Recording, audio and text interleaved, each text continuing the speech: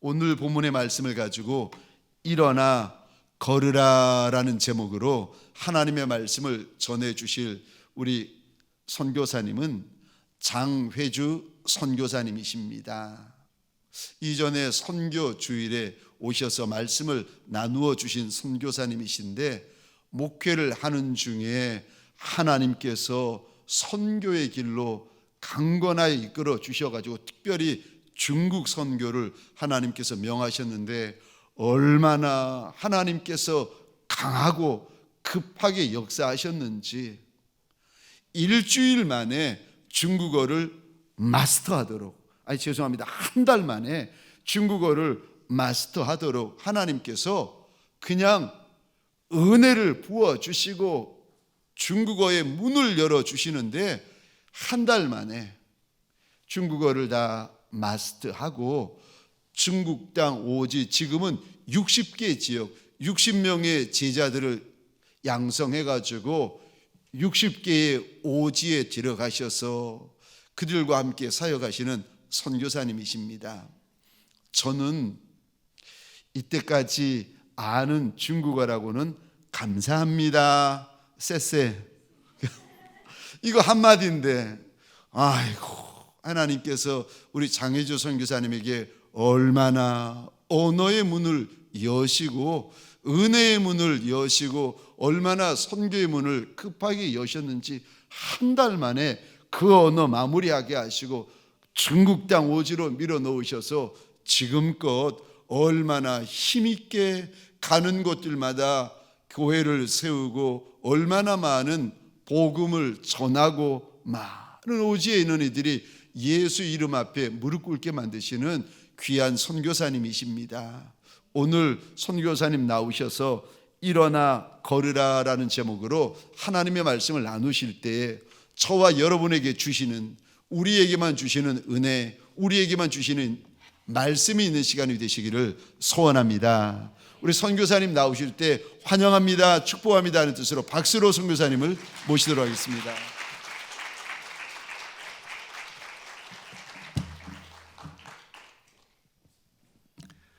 늘 기도해 주시고 격려해 주시고 후원해 주셔서 이 자리를 빌어 진심으로 감사를 드립니다. 저는 2019년도에 중국 경찰에게 2차례 넘겨져서 조사를 받았습니다. 공항에서 출국을 할 때 이 세관에서 도장을 찍어줘야만이 이 비행기를 탈 수 있지 않겠습니까? 근데 도장을 찍으려고 도장을 잡아서 서서히 움직여 와서 늘 서류를 보다가 찍는데, 도장을 잡고 찍으려고 손이 오다가 찍기 직전에 눈이 이렇게 둥그레지더니 비상벨을 눌러버려요. 비상벨을 누르면 경찰이 출동을 해서 저를 데리고 가는데, 조사를 그런 방식으로 2차례 조사를 받았습니다. 2차례 조사를 받으면서 느낀, 제가 내린 결론은 뭐였느냐면, 최대한 압박을 해서 자진처수를 유도하고 있구나라는 생각을 했어요.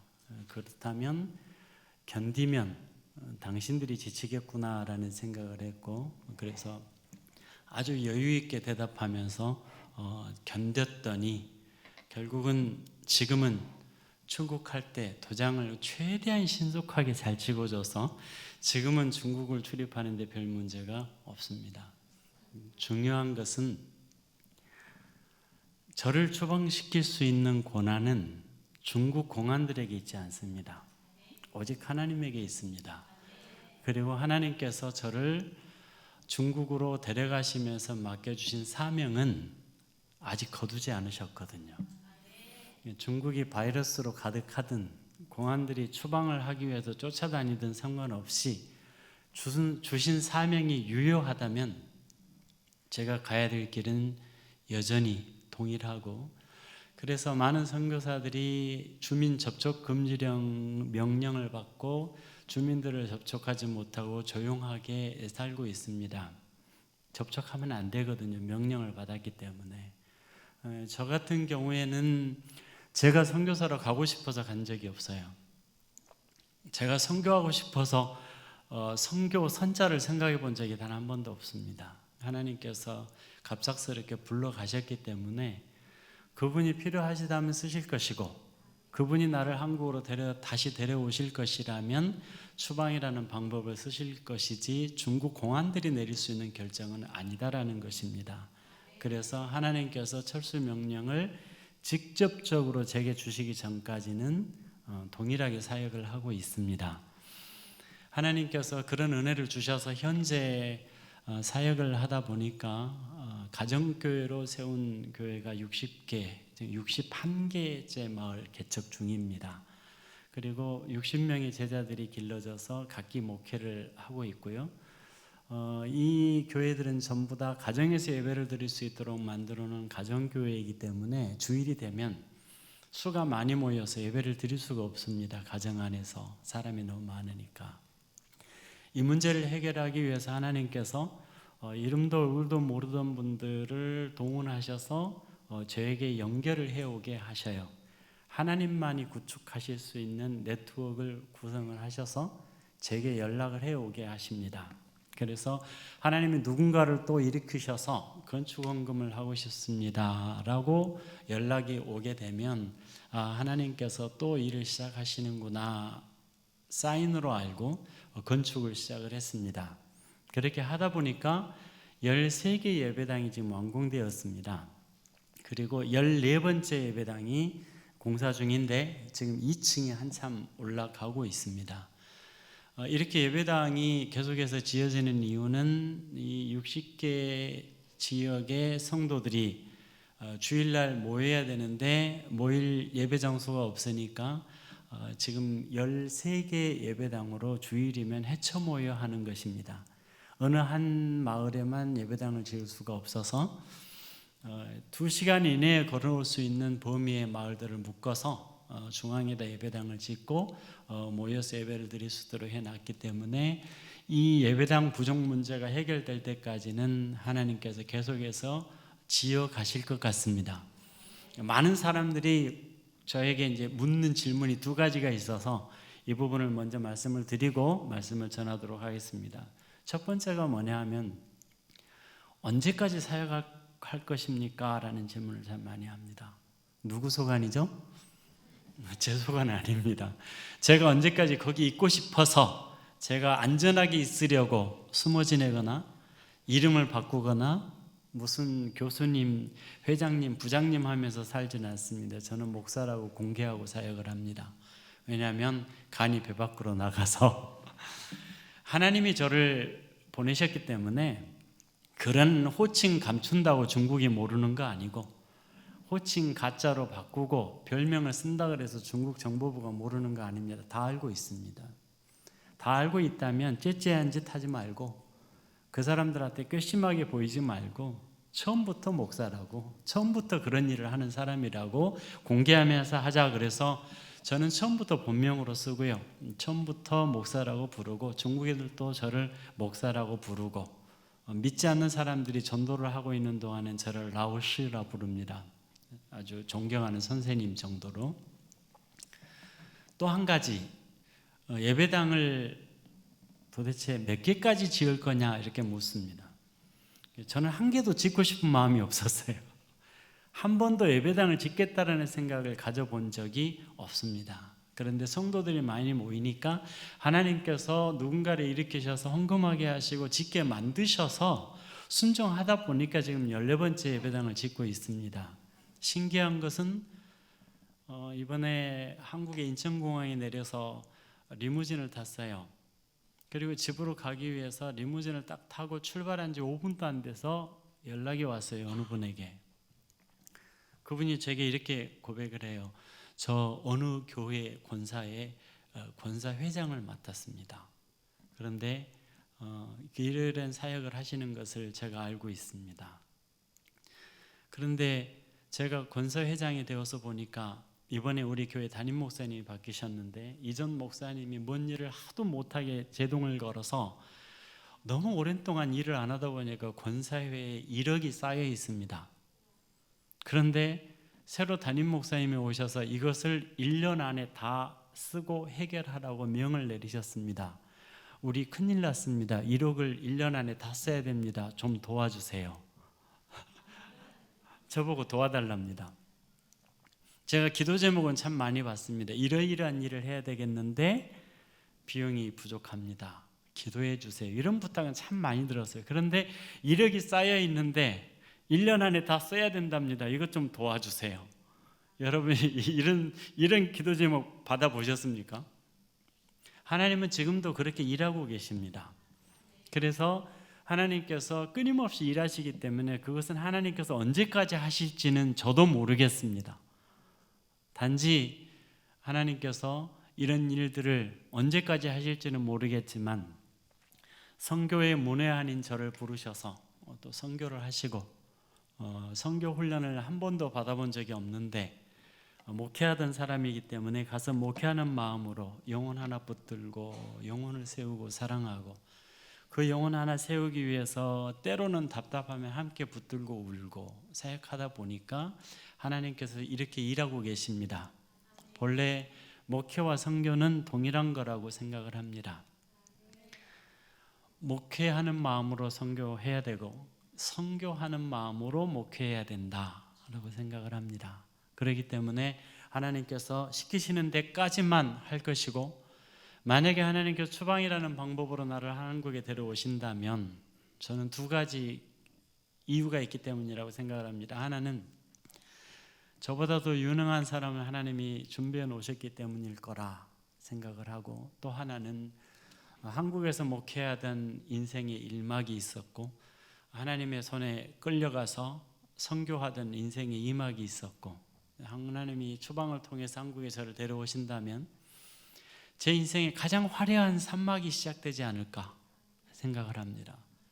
그래서 추방시키셔도 감사하고 안 시키셔도 감사하고 그분이 저를 데려가시는 곳이 천국이고 그분이 나와 함께 하시는 삶 자체가 가장 행복한 천국의 현장이라고 여기기 때문에 하나님께서 맡기신 만큼만 감당을 하고 있습니다. 그 일에 우리 목사님부터 모든 성도님들 늘 기도해 주시고 격려해 주시고 늘 올 때마다 환영해 주셔서 진심으로 감사를 드립니다. 사랑하고 축복합니다. 잠시 기도하겠습니다. 하나님 아버지, 죄로 말미암아 방법이 없는 인생들을 용서해 주시고 하나님의 자녀 삼아 주시니 감사합니다. 여전히 죄 중에 살아가고 있는데 여전히 우리 입술에는 죄악이 가득한데 그럼에도 불구하고 감히 이 입술로 하나님을 찬양할 수 있는 놀라우신 은혜와 긍휼을 베풀어 주셔서 감사합니다. 그 놀라우신 은혜를 우리가 받았사오니 하나님 우리를 다시금 붙들어 일으켜 세워 주시옵소서. 하나님이 보시는 곳 함께 보게 하여 주시옵소서. 하나님이 가게 하시는 곳 가게 하시고 하나님이 일하시는 그 현장이 있게 하셔서 우리도 하나님께 쓰임받게 하시고 위대한 믿음의 선진들이 하나님 앞에 쓰임받아 위대한 믿음의 인생을 살아간 것처럼 우리도 그렇게 하나님 앞에 쓰임받아 믿음의 위대한 인생들로 살아갈 수 있도록 이 시간 우리를 다시 한번 일으켜 세워 주시옵소서. 예수님의 이름으로 기도드렸습니다. 아멘. 오늘 우리가 읽은 본문에 38년 동안 환자로 누워있는 사람이 등장을 합니다. 베데스다 연못가에 누워 있습니다. 그 연못가에 누워 있는데 그 연못가에 누워 있는 사람들의 면면이 다 소망이 없는 사람들입니다. 걸을 수 없는 사람, 치유가 불가능한 사람, 스스로 뭘 해보려고 해도 전혀 가망이 없는 사람들만 지금 이 베데스다 연못가에 모여 있습니다. 그런데 이 베데스다 연못가에 예수님께서 찾아오셨습니다. 오늘 본문을 보면 이들이 예수님께 기도한 흔적이 없어요. 예수님을 만나려고 노력한 흔적이 없어요. 예수님이 오셨더니 예수님 환영한다고 예수님을 알아보고 그 예수님을 찾은 이도 없어요. 그런데 주님이 이 절망의 현장에 찾아오신 것입니다. 여러분, 칼빈주의 그 오대교리 첫 번째 강조하는 점이 뭐냐면 인간의 전적 부패를 말합니다. 인간은 전적으로 부패했다. 전적으로 타락했다. 그래서 스스로 구원받을 여력이 없는 존재들이다라는 겁니다. 여러분이 아무리 기도해도 구원받을 수 없고, 여러분이 신앙생활을 해서 아무리 노력해도 여러분이 하나님의 마음에 드는 신앙생활을 할 수 있는 사람 아무도 없습니다. 우리는 전적으로 부패했고 타락했습니다. 방법이 없는데, 우리 측에서는 그 어떤 노력을 해도 방법이 없는데 예수님이 우리를 찾아오셨습니다.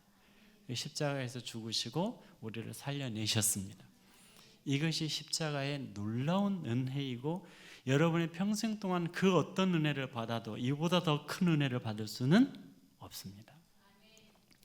우리는 이런 놀라운 은혜를 받았는데, 오늘 이 베데스다에 찾아오신 예수님의 모습이 똑같은 모습으로 찾아오신 것입니다. 아무도 예수님을 부르질 않았고 찾질 않았고 예수님을 알아보지도 않았습니다. 이들 측면에서 노력한 것이 아무것도 없는데 예수님께서 이들을 향해서 다가오셨던 것입니다. 이것이 바로 하나님의 놀라우신 은혜입니다. 우리는 이 은혜 없이는 살 수 없습니다. 우리의 미래를 위해서 우리가 스스로 기도할 수 있는 것도 없고요. 우리 미래를 알지 못하는데 우리가 어떻게 기도로 준비할 수 있겠습니까? 은혜 없이는 우리는 소망이 없는 사람들이라고 하는 것입니다. 그런데 예수님께서는 그런 소망이 없는 사람들을 찾아와 주시는 주님이시고, 그렇게 찾아오셔서 엉뚱한 대답을 하고 있는 사람도 치료하시고 걷게 해주셨다는 사실, 이것이 우리가 신앙생활을 하면서 가질 수 있는 가장 큰 소망이 아닌가 생각을 합니다. 예수님이 이 병자를 만나셨어요. 38년 된 병자를 만나셨는데, 예수님께서 제가 아무리 생각해봐도 이해할 수 없는 질문을 이 병자에게 하셨어요. 예수님 뭐라고 질문하셨어요? 내가 낫고자 하느냐, 이렇게 질문하셨어요. 여러분, 질문도 천하에 이런 바보 같은 질문은 없어요. 여러분 생각해 보세요. 의사가 병원에서 진료를 하고 있는데 누가 아파가지고 치료받고 싶어서 왔어요. 이 의사가 첫 번째 뭐라고 물어야 됩니까? 어디가 아프십니까? 얼마나 되셨습니까? 이렇게 물어야 되잖아요. 그런데 이 의사가 이 환자를 보고 당신 낫고 싶으십니까? 이렇게 물었어요. 얼마나 어이가 없겠습니까? 낫고 싶어서 병원에 오지 뭐하러 병원에 오겠습니까?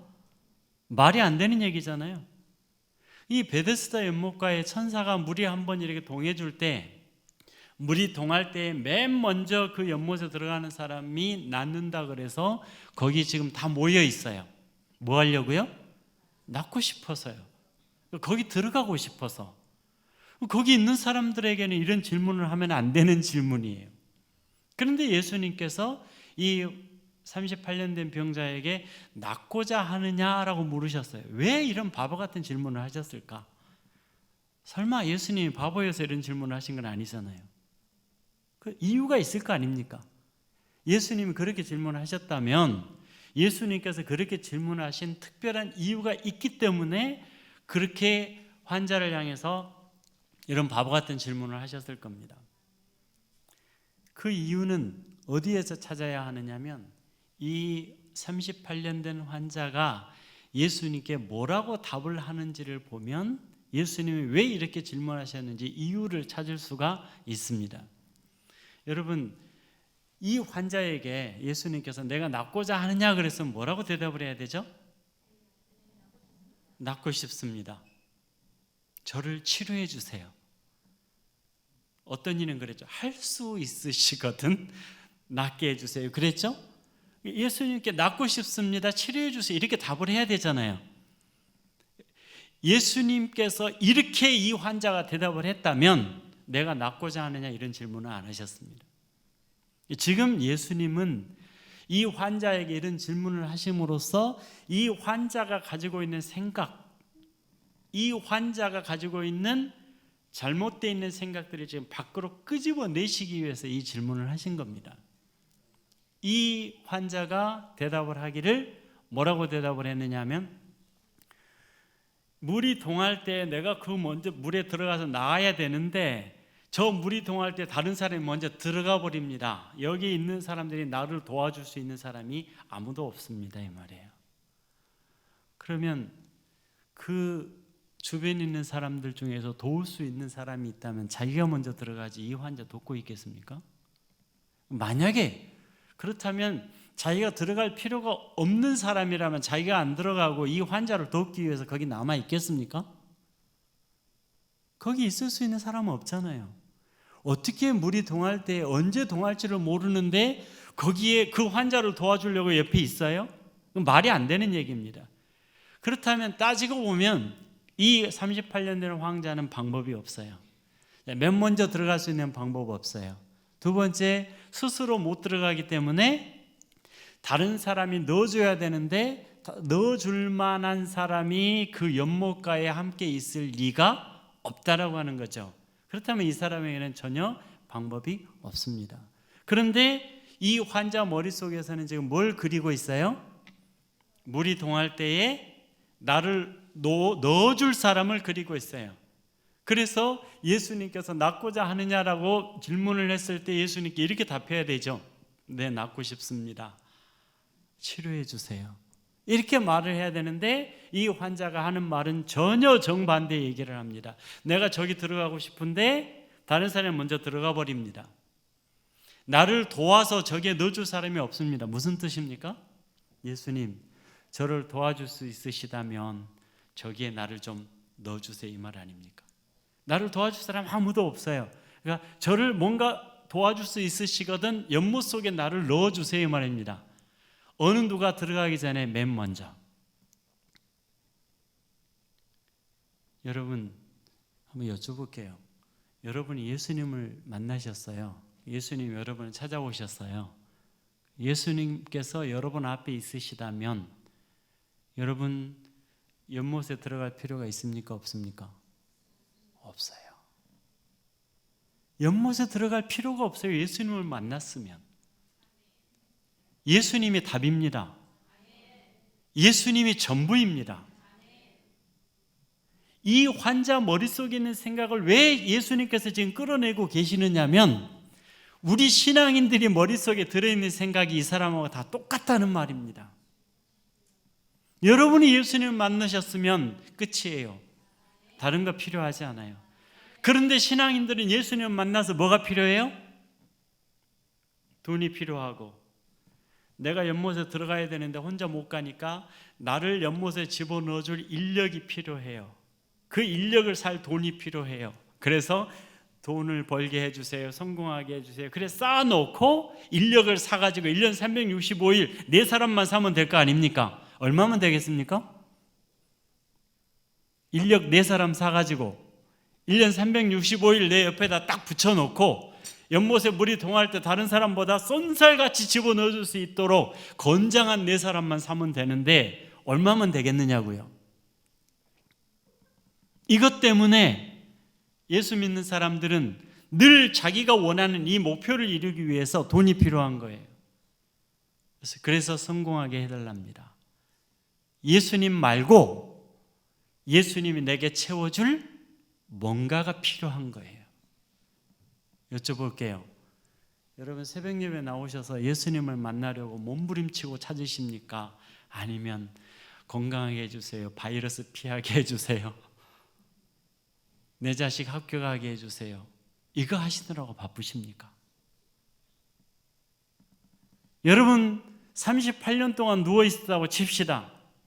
예수님이 오셨는데 예수님 저를 찾아와 주셔서 감사합니다. 저를 낫게 해주시면 제가 예수님을 평생 섬기며 따르겠습니다. 이러면 될 것인데 저 연못에 나를 넣어줄 사람이 없어요. 누가 먼저 들어가 버립니다. 미워 죽겠습니다. 내가 들어가야 되는데 내가 들어가기 전에 꼭 먼저 누가 들어가고 나와버려요. 얼마나 믿겠습니까? 그 사람 미워 죽겠는데 쳐다보니까 옆에 사람들이 또 얼마나 미워요. 아무도 나를 도와주지 않아요. 얼마나 한이 많이 쌓였겠습니까? 그래서 세상이 믿고 사람이 미워지는 겁니다. 예수님을 찾으면 예수님이 소망이고, 예수님을 찾으면 옆에 있는 사람들이 내가 도와줘야 될 사람이고 불쌍한 사람이고 내 손을 뻗어서 도와줘야 되고 내 품을 열어서 받아줘야 되고 세워줘야 될 사람인데 그 사람들이 밉단 말입니다. 왜요? 예수님을 찾지 않았기 때문에. 예수님 말고 예수님 외에 필요한 것들이 우리에게 너무 많아요. 중국에 가서 보니까 하나님이 얼마나 급하시고 얼마나 베드로보다 성질이 더 성격이 급하신지 중국에 들어가고 나서부터의 제 생활은 제가 한국에서 생활할 때하고 완전하게 달라졌습니다. 한국에서 목회할 때는 고생 좀 많이 했습니다. 목회해야 되고 목회가 기도하면 하나님이 부응시켜 주시고 그런 방식으로 하나님이 역사하신 게 아니고 죽기 살기 기도해도 아버지 하나님께서 느리고 더디게 성장하게 하시고 예배당을 짓겠다고 땅을 샀는데 땅을 사고 나니까 온 힘을 다 쏟아 부어서 예배당 건축을 할 비용이 없어요. 그래서 예배당 지을 땅은 사놓고 건물을 다시 임대를 했습니다. 임대한 건물에서 예배를 드리면서 하나님 건축할 수 있도록 힘을 주세요. 그렇게 간절히 기도하고 드디어 건축이 시작이 됐습니다. 목회자가 앞장서야 되잖아요. 카드 돌려막기 했습니다. 카드 5개로 돌려막기 하면서 헌금을 했습니다. 제 집에 전세금 다 빼갖고 건축하는데 다 집어넣었습니다. 고생 많이 했죠. 얼마나 고생을 했느냐면 예배당 건축하느라고 제 심장의 시그널이 하나 끊어졌습니다. 심장의 시그널이라고 하는 거는 우심방, 좌심방 열고 닫고 이렇게 명령을 내리는 체계가 있는데 이 체계가 3가닥이 있답니다. 이걸 시그널이라고 부르더라고요, 의사들이. 이 신호 체계 3가닥 중에 한 가닥이 끊어져 버린 겁니다. 얼마나 많은 고생을 했는지 모릅니다. 그런데 중국에 들어가니까 하나님이 부르셔서 하나님이 원하시는 일을 위해서 하나님이 너무도 급하고 강하게 부르셔서 하나님을 따라갔더니 그때부터 하나님은 정반대로 일하셨어요. 내가 가기 전에 하나님 먼저 가 계세요. 내가 가서 뭔가 일을 해야 될 때 하나님이 이미 일 다 끝내 놓으셨어요. 사람이 필요할 때 하나님은 사람을 준비해 놓으셨습니다. 그 하나님께서 얼마나 급하고 빠르게 역사하시는지 제가 도무지 그 이전의 하나님을 내가 잘 몰랐었던, 하나님을 이해하지 못했던 목회자였더라고요. 얼마나 하나님께서 급하고 빠르신지.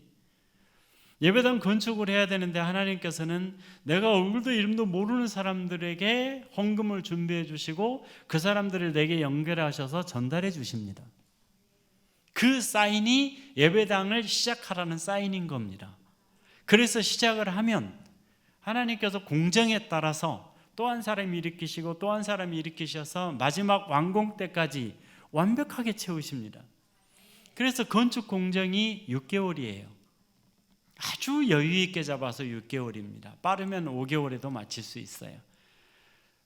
건축을 해보니까 한국에서도 마찬가지인데 건축이 얼마나 빨리 완공되느냐는 건 다른 것에 있지 않고요. 자금이 얼마나 적절한 시간에 때를 맞춰 투입되느냐의 문제예요.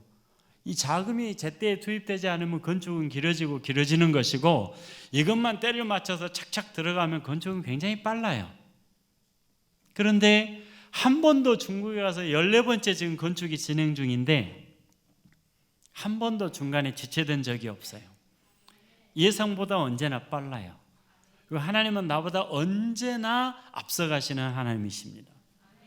그 하나님이 그렇게 역사하시는데 우리는 뭘 원하느냐 하면 내 호주머니에 재력이 들어가 있어야 돼요.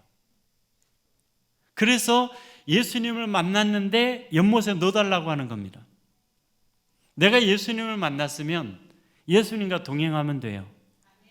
그 예수님과 동행하는 동안에 첫 번째 공정이 필요하다면 예수님의 첫 번째 공정 해결하실 것이고 두 번째 공정의 건축비가 필요하다면 두 번째 공정의 건축비도 하늘문을 여셔서 채우셔요. 우리는 내 호주머니에 채워달라는 거예요. 그리고 내 호주머니에서 꺼내서 쓰겠다는 거예요. 하나님은 그런 방식으로 일하시지 않습니다. 내 호주머니가 두둑해질 때 사람의 마음은 언제든 변할 수 있습니다. 여러분 착해서 지금 죄 안 짓고 사시는 줄 아십니까? 여러분이 신앙생활 잘해서 죄 안 짓고 사시는 줄 아십니까? 죄 지을 만한 엄청난 돈을 안 주셔서 그래요. 죄 지을 만한 엄청난 돈들을 주셨다면 어디가 계실지 몰라요, 여러분. 짐작이나 하실 수 있으시겠습니까? 그래서 하나님께서 재정관리를 잘 할 수 있도록 훈련하시고 고난도 주시고 경험하게 하시고 하나님이 어떤 분이신지 깊이 알게 하신 다음에 물질을 부어주시는 겁니다. 그 물질을 관리할 수 있을 때, 만약에 관리할 줄 모르는데 부어주셨다, 여러분 어디가 계실지 모르는데 그 위험한 일을 하나님께서 왜 하시겠습니까? 그런데 우리는 그 준비는 안 하고 하나님 부어주세요 그럽니다. 하나님 보시기에 얼마나 속 없는 사람이겠습니까? 그렇죠? 하나님께서 인생들에게 왜 달란트를 허락하시는지, 물질을 허락하시는지, 이걸 갖고 뭘 어떻게 하시기를 원하시는지, 정말로 하나님이 허락하시면 이걸 갖고 내가 어떻게 사용하고 하나님께 영광을 돌려야 드릴지, 여러분이 이거 준비하셔야 되지, 이건 준비하지 않으면서 부자 되게 해달라고 하는 것은 세상의 어린애에게 어마어마한 칼을 맡기는 위험천만한 일하고 똑같은 일입니다. 그런데 하나님께서 원하시는 일은 하나님의 주머니에 있는 겁니다. 여러분, 물질이 여러분의 주머니에 있는 게 더 안전해요? 하나님 주머니에 있는 게 더 안전해요? 하나님 주머니에 있는 게 더 안전합니다. 거기는 좀도 동록도 없습니다. 그리고 내가 걸어가는 길에 필요할 때마다 하나님은 때를 맞춰 한 번도 실수하지 않으시고 하늘 문을 여셔서 그 일을 채워가십니다. 그렇다면 여러분, 하나님 외에 뭐가 더 필요하십니까? 그럼에도 불구하고 우리는 끝까지 하나님 말고 필요한 게 있어요. 끝까지. 50년 전에도 있었고 30년 전에도 있었고 지금도 있었고 30년 후에도 있어요. 근데 대상만 바뀌어요. 옛날에는 나를 위해서였고 지금은 아들을 딸을 위해서이고 그 다음에는 누구를 위해서요? 누구요? 손주를 위해서. 그렇게 기도할 겁니다. 그런데 오늘 예수님께서 이 환자에게 그것이 궁금하셔서 그 머릿속에 생각이 옳은지 그른지 쓸데없는 게 들어가 있는지 진짜가 들어가 있는지 알고 싶으셔서 예수님께서 바보 같은 질문 하나 던지신 겁니다. 내가 낫고자 하느냐? 욕 얻어먹을 질문 아닙니까? 그 욕 얻은 질문 한번 딱 해봤더니 아니나 다를까? 뭐가 쏟아져요? 연못에 가고 싶은 생각이 쏟아져요. 이 사람 연못에 들어갈 필요 없잖아요. 이제 예수님을 만났잖아요. 무슨 연못이 필요합니까? 무슨 천사가 와서 물을 동할 때가 필요합니까? 예수님이 앞에 계시는데 예수님 한 분이면 족합니다. 우리는 그 예수님을 만나야 하고 그 예수님 손을 붙잡아야 되고 그 예수님께서 걸어가시는 방향으로 내 인생의 방향을 틀어서 그분과 발을 맞춰 걸어가야 됩니다. 그 길로 걸어가는 동안에는 우리는 따로 준비할 호주머니가 필요하지 않습니다. 언제나 그분의 호주머니에서 정확한 시간에 넘치게 하나님께서 채우시고 일하십니다.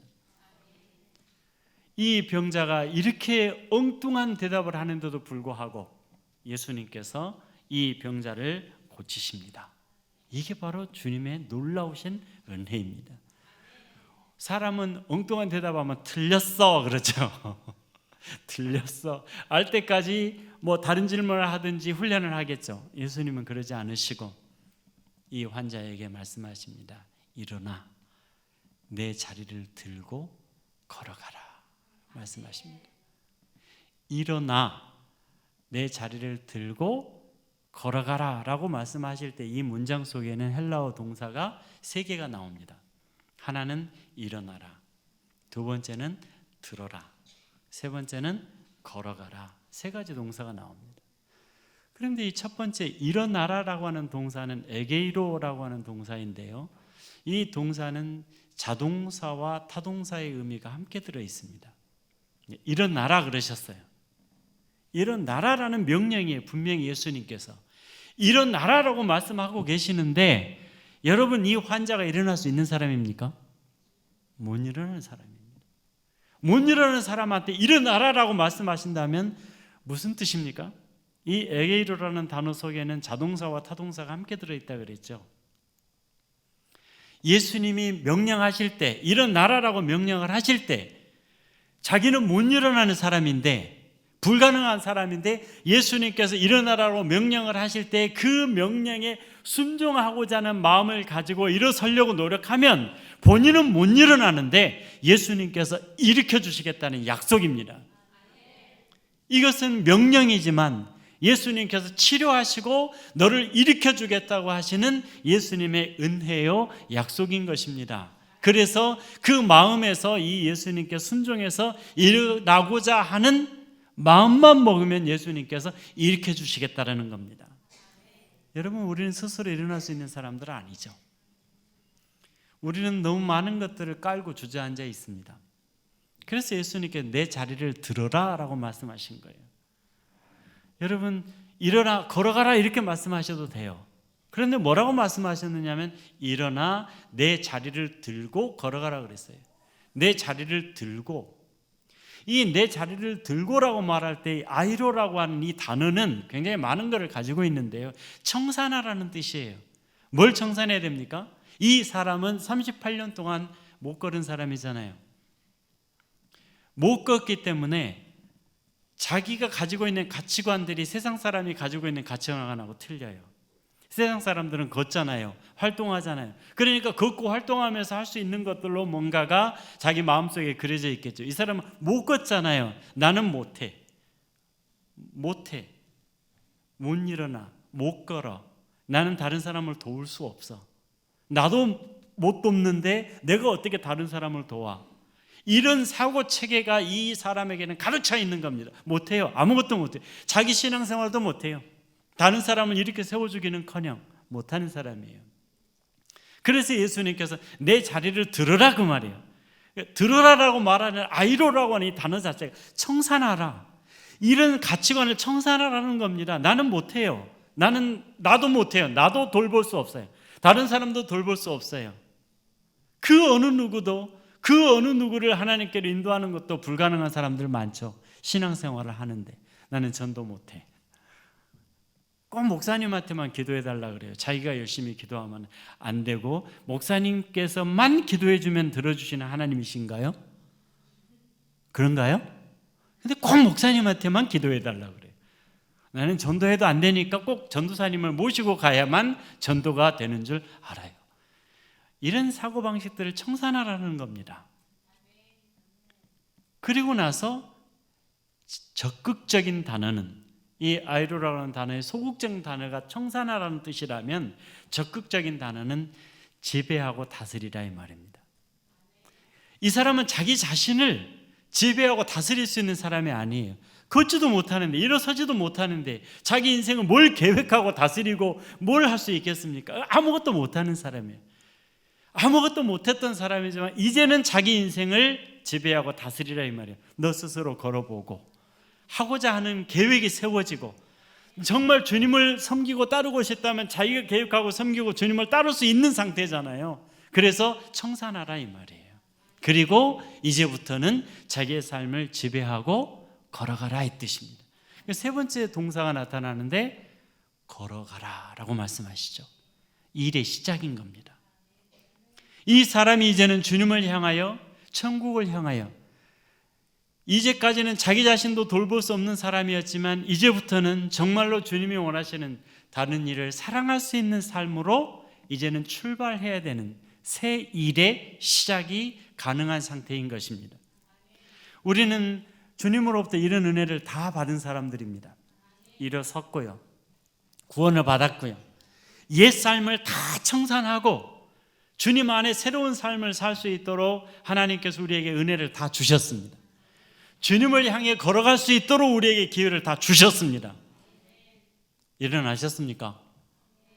청산하셨습니까? 정말로 주님을 위해서 걸어가고 계십니까? 그 나라를 위해서. 예수는 믿었는데 아직 주저앉아 계시지는 않습니까? 옛 습관대로, 나는 못한다라고 생각했던 옛 습관대로, 나는 가진 것이 없다라고 생각한 습관대로 주저앉아 계시지는 않습니까? 하나님은 우리 보고 일하라고 일 맡기시는 적은 한 번도 없으십니다. 모세 보고 홍해 갈라갖고 백성 데려가라고 말씀하신 적이 한 번도 없어요. 그 일을 하나님의 명령에 따라서 손을 내밀으라 할 때 지팡이를 내미는 순간 하나님께서 일하시지, 지팡이에게 능력이 있는 것도 아니고 모세에게 능력이 있는 것도 아닙니다. 우리에게는 아무런 능력이 없습니다. 그러나 하나님께서 명하시는 일에 내가 마음을 다하여 순종하는 순간에 하나님께서 일하시겠다는 겁니다. 누가 이익입니까, 여러분? 많은 사람들이 하나님이 나에게 헌신하라고 요구하시는 것으로 착각합니다. 내가 가지고 있는 물질 하나님 앞에 드리라고 요구하시는 것으로 착각합니다. 천만에요. 내 호주머니 것 드리라고 하신 게 아니라 그런 마음으로 하나님 앞에 순종할 때 하늘의 문을 여셔서 일하시겠다는 약속입니다. 여러분의 능력과 재주 갖고 하라는 것이 아니라 하나님께서 하늘의 문을 여셔서 달란트를 주시고 그 일을 이뤄놓으신 다음에 보니까 옛날에는 내가 그거 못하던 사람이었는데 이제는 그걸 할 수 있는 사람으로 변해 있습니다. 그걸 위해서 하나님께서 우리에게 요구하고 계시는 것입니다. 일어나 내 자리를 들고 걸어가라. 우리는 이 은혜를 다 입었습니다. 이 병자처럼 이 은혜를 다 입어서 새 사람 됐습니다. 무한한 가능성을 가지고 있습니다. 내게 있는 능력 갖고 하는 게 아니라 하나님이 주시는 능력으로 이루실 것이기 때문에 우리에게는 무한한 능력과 가능성을 하나님께서 허락하신 겁니다. 근데 아무것도 사용하지 않고 옛날 그 자리에 베데스다 연못가에 그냥 그대로 거적 깔고 앉아 계시는 분들이 너무도 많습니다. 일어나시기를 바랍니다. 담대하십시오. 하나님은 어제나 오늘이나 동일하신 분이십니다. 홍해를 가르치던 하나님과 지금의 하나님 동일하신 분이십니다. 우리가 변했지, 우리가 주저앉아 있지, 하나님은 동일하신 분이십니다. 그 하나님께서 우리를 부르실 때 그 하나님께 일어나서 발맞춰 걸어가기만 하면 하나님이 모세 때처럼 여호수아 때처럼 우리에게 역사하시고 일어나실 줄로 믿습니다. 제 사역지에 수제자 부인이 그랬습니다. 이 수제자 부인이 쓰러져 가지고 병원으로 실려갔습니다. 실려갔는데 폐와 심장이 심각한 문제가 있어서 키는 작고 이렇게 뚱뚱하다 보니까 이제 병원에서 진단을 하기를 장례 준비하라 그랬습니다. 장례 준비하라 그러니까 이 제자가 저한테 제가 모든 병원비 책임질 테니까 데려가라 그랬거든요. 의사 얘기를 듣고 이 제자가 저한테 문자를 보냈어요. 그때 제가 한국에 나와서 설교하고 있을 때입니다. 그 문자가 왔길래 그러면 사망 판정이 내린 것이냐라고 제가 전화를 해서 물었더니만 하는 말이 장례 준비를 하라고 그래서 지금 산에서 한쪽에서는 관을 짜고 있고 한쪽에서는 매장지를 땅을 파고 있다. 그리고 의사들이 이제 손을 뗐다 이렇게 얘기를 해요. 그래서 하나님 앞에 기도하자. 대신 나는 지금 한국에 있고 너는 중국에 있으니까 너가 내 대신에 부인 머리 위에 손을 얹고 전화로 내가 기도하겠으니까 함께 기도하자. 그리고서는 전화로 기도를 했습니다. 기도하고 나서 1시간 있다가 이 여인의 숨이 터졌습니다. 숨이 터지니까 의사들이 놀래가지고 달라붙기 시작을 했어요. 조사를 하기 시작을 했어요. 검사를 처음부터 다시 한 겁니다. 완벽하게 검사를 다 했는데 이상이 없어요. 분명히 사망 판정을 내렸고 장례 준비를 시켜놨는데 검사를 해도 이상이 없는 거예요. 그러니까 2시간 후에 퇴원을 시켰습니다. 퇴원을 한 이 여인은 이 수제자의 오토바이 뒤에 타고 산으로 올라갔습니다. 산에서 뭐 하고 있었겠습니까? 한쪽에서는 관을 짜고 있었고 한쪽에서는 매장을 하기 위해서 땅을 파고 있었잖아요. 자기의 관을 짜고 있고 자기 매장지를 파고 있는 사람들 앞에 이 여인이 나타난 겁니다. 마을이 뒤집어졌습니다. 하나님은 오늘도 하나님이 하고자 하시는 일은 예전이나 오늘이나 동일하게 역사하십니다. 사람을 살리시려거든 지금 살리실 수 있고요. 낫게 하시려거든 낫게 하실 수 있고요. 그 하나님께서 우리에게 모든 것들을 다 허락하셨습니다. 그 아들을 아끼지 않고 내어주신 이가 어찌 그 아들과 함께 이 모든 것을 내어주시지 않겠느냐 믿으십니까? 그렇다면 하나님께서 우리에게 뭘 못하시겠습니까? 우리가 그 하나님을 믿지 못하는 게 문제이지 그 외에 뭐가 문제가 있겠습니까? 그 하나님은 예전이나 오늘이나 동일하십니다.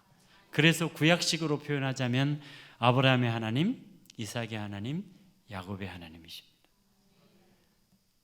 신약식으로 표현하자면 하나님에게는 1000년이 하루 같고 하루가 1000년 같습니다. 하나님은 시간의 장애가 없으십니다. 우리는 하나님이 창조하신 시간 안에 있고 하나님은 시간 밖에 계십니다. 시간 밖에 있는 것은 영원하다 그럽니다. 그래서 하나님은 영원하십니다. 시간의 구애를 안 받으시는데 어제하고 오늘이라고 왜 다르시겠습니까? 시간의 구애를 받지 않으시는데 홍해를 가르시는 하나님과 지금의 하나님이 왜 다르시겠습니까? 왜 달리 역사하시겠습니까? 그분은 동일하십니다. 오늘도 살아 역사하십니다. 그러므로 그 하나님이 우리에게 명령하십니다. 일어나 내 자리를 들고 못하겠다고 하는 거, 돈이 있어야 되겠다고 하는 거, 수가 많아야 된다고 하는 생각들 청산하라 이 말입니다. 모든 걸 청산하고 그분이 원하시는 일을 향해서 일어나 새 출발하십시오. 하나님께서 여러분과 동행하실 줄로 믿습니다. 그 하나님의 역사로 말미암아 여러분의 또 한 해의 삶이 또 새롭게 출발하는 또 다른 새로운 방향의 삶이 하나님의 능력과 은혜로 가득 차고 그로 말미암아 여러분의 삶에 하나님 때문에 날마다 감동이 넘치는 복된 삶들이 되시기를 주님의 이름으로 축원합니다.